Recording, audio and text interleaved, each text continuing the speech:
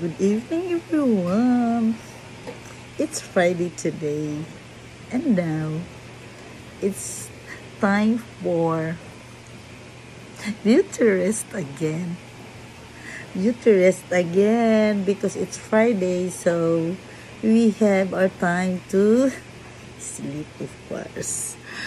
6 hours to sleeping tonight, and tomorrow we have to beauty rest again, and of course relaxing time and have a beauty rest, sleeping para mawala yung mga wrinkles natin at saka mga pimples. Oh my god, I have a pimples.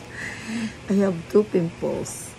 So we need a beauty rest para matanggal yung mga pimples natin, matulog ng maaga, para yung immune system natin hindi ma-stress. So we have a beauty rest. Beauty rest because it's Friday and tomorrow will be Saturday. It will be Saturday, be like it's beauty rest again.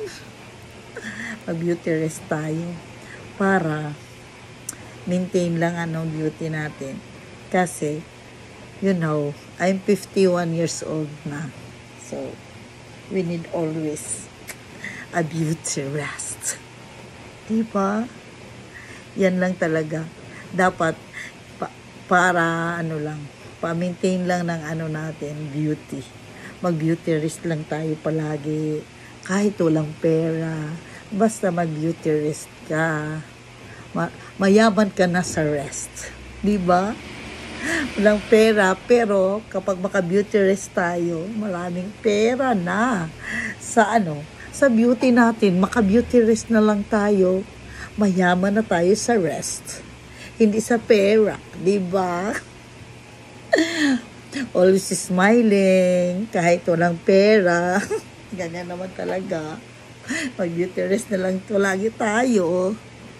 Para hindi tayo, para hindi tayo mag-try. Try talaga. Beauty rest. At least kung maka-beauty rest tayo, gaganda pa tayo. Of course, no stress. Kasi palaging naka-beauty rest, diba? Yan lang talaga. Ang babae, dapat lang talaga mag-beauty rest. Yan lang talaga yung dapat love yourself tayo. Beauty rest palagi, diba?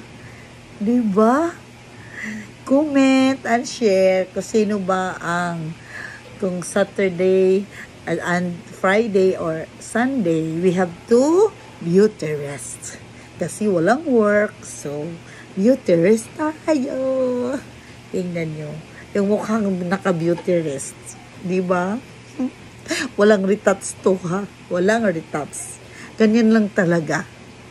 Ganyan lang.